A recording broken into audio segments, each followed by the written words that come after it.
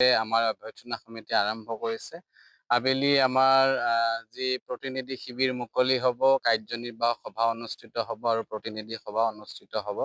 তাৰপিছতে অহা কাইলৈ আমাৰ সদৌ অসম কৰ্মচাৰী পৰিষদৰ 40 সংখ্যক এই সভা উপলক্ষে, সাধাৰণ সভা উপলক্ষে 40খন পৰিষদৰ পতাকা উত্তোলন হ'ব, শ্বহীদ বেদীত মাল্যাৰ্পণ হ'ব, স্মৃতি তৰ্পণ হ'ব, শ্বহীদসকলক শ্ৰদ্ধাঞ্জলি জনোৱা হ'ব।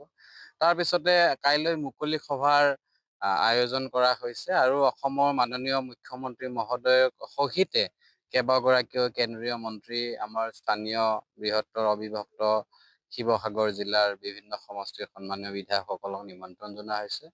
অসম জাতীয়তাবাদী যুৱ ছাত্ৰ পৰিষদৰ সন্মানীয় সভাপতি পলাশ চাংমাই ডাঙৰীয়া, অসম সাহিত্য সভাৰ সন্মানীয় সভাপতি ডক্টৰ বসন্ত কুমাৰ গোস্বামী ডাঙৰীয়া সমন্বিতে বিভিন্ন ব্যক্তিৰ উপস্থিতিত আৰু সদৌ অসম কৰ্মচাৰী পৰিষদৰ অন্তৰ্গত 52খন জিলা সমিতি আৰু সংস্থা সংঘৰ সন্মানীয় প্ৰতিনিধিসকল আৰু যোৰহাটবাসী ৰাইজৰ উপস্থিতিত এই মুকলি সভা অনুষ্ঠিত হ'ব। ইতিমধ্যে খুব সুন্দৰ আয়োজন। আজি আমি ৰাতিপুৱা আহি যোৰহাট জিলা কৰ্মচাৰী পৰিষদৰ আতিথ্যত আৰু আমাৰ অবিভক্ত শিৱসাগৰ জিলাৰ কৰ্মচাৰী পৰিষদসমূহৰ সহযোগত যি এক আয়োজন, খুব সুন্দৰ আয়োজন। আমি এই চেগতে অভ্যৰ্থনা সমিতিক ধন্যবাদ জনাইছো। খুব আটোমটোকাৰিকৈ তেখেতসকলে এই আয়োজন কৰিছে আৰু আমি আশাবাদী এই অধিৱেশনৰ এই বাৰ্ষিক সাধাৰণ সভাৰ প্ৰতিনিধি সভাত অনাগত সময়ত কৰ্মচাৰী সমাজৰ, অসম চৰকাৰৰ অধীনস্থ কৰ্মচাৰীসকলৰ যিসমূহ সমস্যা, এই সমস্যাসমূহৰ ওপৰত বিতংভাৱে আলোকপাত কৰা হ'ব, আলোচনা কৰা হ'ব।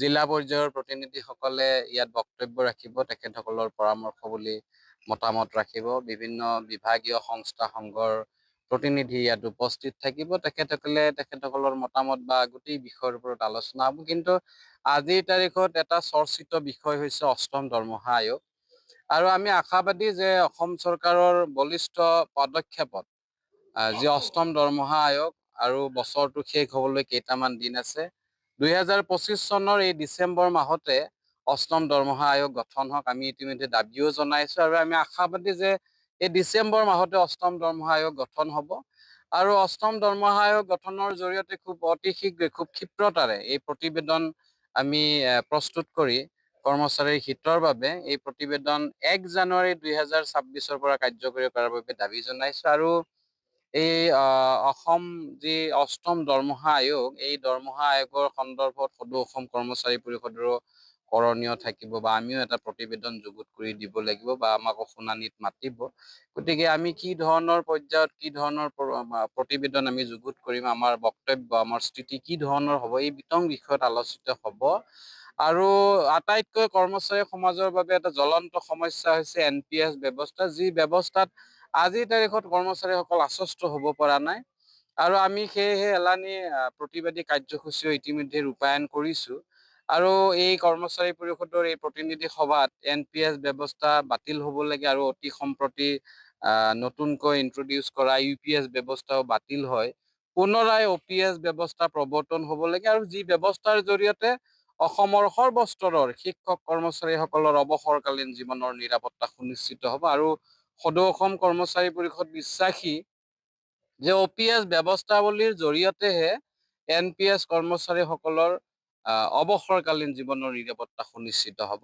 খুব ভাল এটা যোগাত্মক চিন্তা লৈ অসমৰ বিভিন্ন জিলাৰ বিভিন্ন বিভাগীয় সংস্থা সংঘৰ প্ৰতিনিধিসকল ইয়াত উপস্থিত হৈছে আৰু সন্ধিয়াৰ ভাগত সকলোৱে উপস্থিত হ'ব। আমি আশাবাদী খুব ভাল বাৰ্তা এটা ইয়াৰ পৰা সমগ্ৰ অসমৰ কৰ্মচাৰী সমাজলৈ দিব পাৰিম আৰু ভাল বাৰ্তা এটা চৰকাৰলৈ দিব পৰা যাব যে আমাৰ যি বঞ্চনা বা আমি যিখিনি বিচাৰো আমাৰ প্ৰাপ্যখিনি যাতে আমি পাব পাৰো। আৰু বিশেষভাৱে শিক্ষা বিভাগৰ লগত জড়িত কৰ্মচাৰীসকলৰ যথেষ্ট সমস্যা আছে।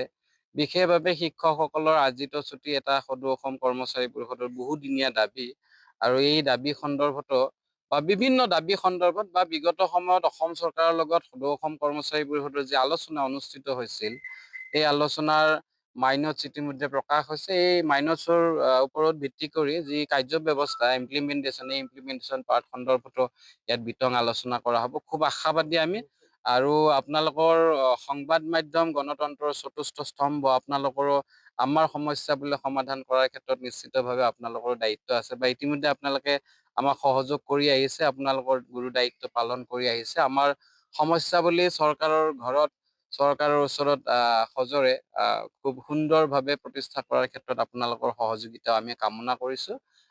আৰু অধিৱেশনৰ প্ৰতিটো কাৰ্যসূচীতে আপোনালোকৰ তথা অসমৰ প্ৰতিজন আমাৰ জিলা কৰ্মচাৰী পৰিষদৰ যি নিৰ্বাচিত প্ৰতিনিধি, সংস্থা সংঘৰ নিৰ্বাচিত প্ৰতিনিধিৰ আমি যোগাত্মক সহযোগিতা কামনা কৰিছো। যোৰহাটবাসী ৰাইজ, যোৰহাট জিলাৰ অন্তৰ্গত সন্মানীয় শিক্ষক কৰ্মচাৰীসকলে ইয়াত